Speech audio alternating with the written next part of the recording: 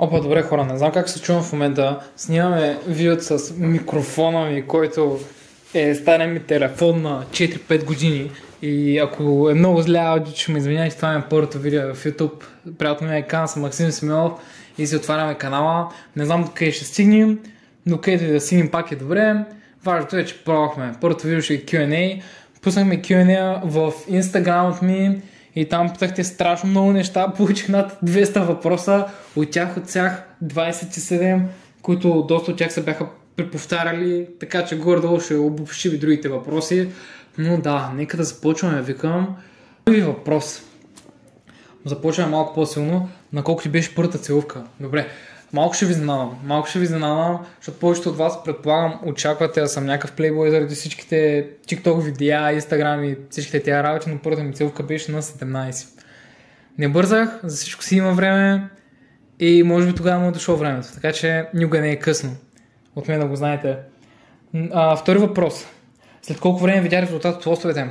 Този въпрос не го слагам случайно, защото страшно много хора питахте за лостовете. Прекалено много хора питахте за калистеника и за всякакви съвети за калистеника. Може би някой друг път ще отговорим на тежките въпроси. Отделил съм само един единствен въпрос, защото другите бяха прекалено много и съмнявам се, че много от вас ги вълнуват, но има хора, които ги вълнуват. Но на този въпрос, след колко време видя резултат от лостовете, може би видях резултат след година и половина, коренна промяна. Да. Трети въпрос. Искам да кажа, че този въпрос е написан от този човек, така че сами си правите изводите. И може би въпросът, който вълнува най-много хора, или поне наскоро вълнуваше най-много хора, какви сме с Филипа? Гаджета ли сме, роднини ли сме, приятели ли сме? С Филипа хора сме втори братовчеди. Малко ви изненадвам, ама да. Така, имаш ли приятелка? Втория въпрос веднага, имам ли приятелка?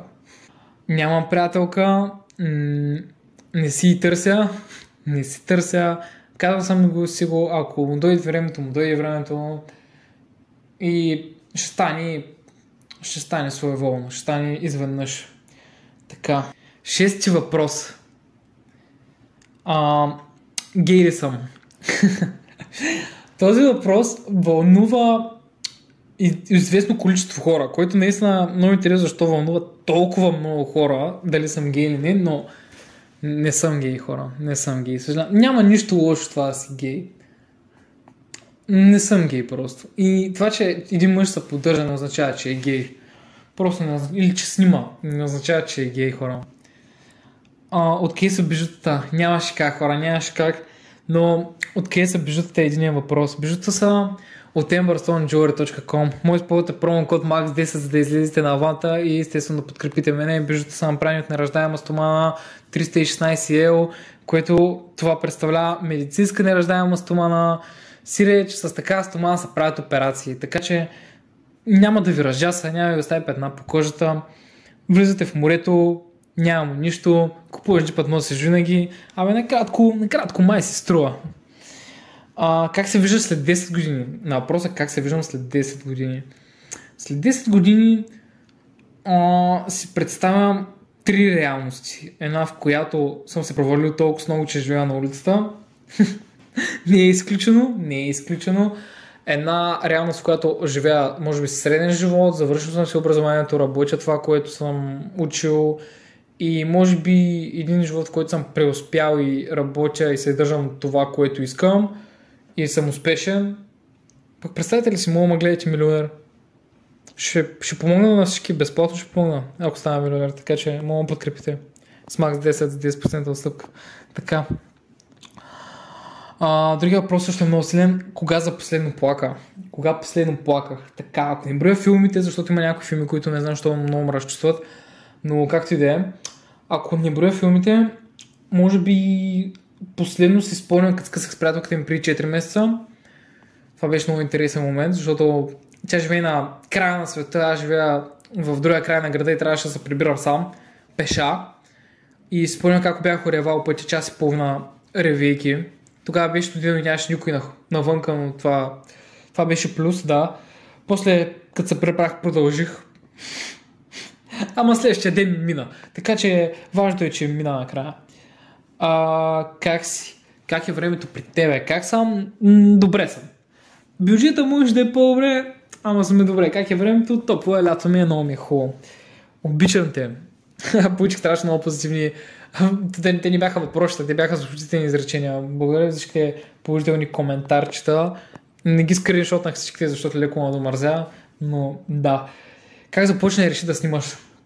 Бях 10 клас, не разполагах с пари, не разполагах с нищо, имах един телефон, който беше много умря телефон и сега какво искам да правя, аз няма какво да правя, на училище съм, не мога да започна работа, не мога да се занимавам с други неща и аз много обичах вниманието, много обичах да се извявам, реших, че мога да давам добър пример на малките и в последствие наистина давам добър пример, така че всичко се получи някакси, поне за сега. И съм благодарен на това, обичам вниманието, обичам хората да ми се кефят, обичам хората да ме спират, обичам хората да се снимат с мене. Как реших да снимам? Исках да си променя живота. Пиеш ли, пушиш ли? Хора, това да пиеш, да пушиш е най-голямата глупост ever. Добре, може да пиете, да кажем, ако сте на някой парти, да пиете малко, не сега да се напивате до припадък. Аз също не пия, но не мога да ви спра вас да пиете, но поне спрете да пушите, хора. Това е безмислено. Това е едно, че се вредите на здравето, едно, че кутията ви е 7 лева и накрая сте и бедни. Просто се вредите на здравето и сте бедни, няма никакъв смисъл. Виждам хората, които ни дават еднакви пари, получаваме еднакви пари месечно и знам как те си ги издумват всичките за цигари и накрая после нямат пари да учат на кино, където се вика. Снимката. Реших да оставите снимка, защото беше много забавна, някой скриншот от лайфа. Как представяш момичето до тебе? Как се представяш момичето до мене? Момичето до мене на външен вид се представям висока и слаба. Просто такъв ми е типът. Ако сте 1,70, аз съм 1,75, приятел да ме се запознае, може да ми пишете на лично в Инстаграм, ще съм много благодарен. Но това е на външен вид, на характер искам да е амбициозна. Това е най-важното качество за мен. Момичето до мен да е амбициозна и да иска да се развива в живота. Другото мога мина и без него. Може да е леко нагла, нямам проблеми. Ако някой ти поиска снимка, ще откажеш ли? Както казах, много обичам да снимам с хората, много ме зарежда. Това някой да поиска снимка от мене ме кара да се почувствам една идея малко по-важен за за обществото, това, че съм че кефя някой, брат, че някой ми се радва на съдържанието и че го забавлявам. Това означава доста за мен и се радвам, че някои хора биха искали да се снимат с мене. Скаутите, защо написам скаутите? Малко хора знаят от вас, но аз бях скаут. Защо написах скаутите? В 7 клас нямах много време заради матури и трябваше леко да ги попрекъсна. Впоследствие се отдалечих леко от хората, които участват в цялостната организация и сега все още нямам и много време да ги посещавам. И затова съм ги спрял, но реално не съм отписан май не съм отписан. Колко си объркам от живота от 1 до 10? Приятно да запознаем. Аз съм 12 клас и не знам, ще ставам 12 клас. Не знам къде искам да кандидатствам, не знам с кой искам да занимавам. Сега знам с кой искам да занимавам, знам, че не мога да изкарвам пари от това нещо в България много. И не знам какво искам да уча все още. Много съм объркан. Но реално знам какво искам да правя с живота си. Не знам все още как да се издържам от това нещо, затова ще кажа 7. 7 от 10 съм объркан в живота си. Би ли започнал подкаст? Категорично не.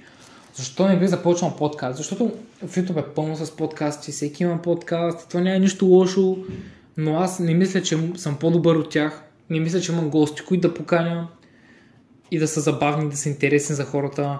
Живея в Русе, много съм скъсан, нямам техниката, както виждате, снимам с телефона ми от преди 4 години, като го използвам за микрофон, а камерата ми е iPhone-ът ми, така че сме много скъсани от към това. Така че не бих започнал подкаст. Колко гаджета си имал? Сега малко ще ви шокирам всички, но ако не броя тези моментните връзки, които бяха за по 12 часа, защото просто тръгваме момичето на следващия ден и като аз също май не искам връзка, затова не ми занимава и аз съм като добре хубаво. Ако не броя тези и останалите глупави занимавки, съм имал едно гадже. Едно гадже съм имал, така че да, което беше, връзката ни беше 4 месеца. Като човек роден на 14 февруари, просто в любовен план ще е много зле. Важното е, че всичко става леко добре, по-добре. Дори финансовата част може да е много скъсана, но и тя е по-добре. Талант, който никой не знае, че има. Много малко хора знаете реално, но мога да свиря като сова. В сърцето си. В смисъл, чай, wait. В смисъл, сега не искам да надувам цялата къща, защото има хора, но мога да свиря като сова. Цел, каква ми е целта в живота? Така. Целта в живота ми е финансова независимост, благодарение на това, което обичам да правя.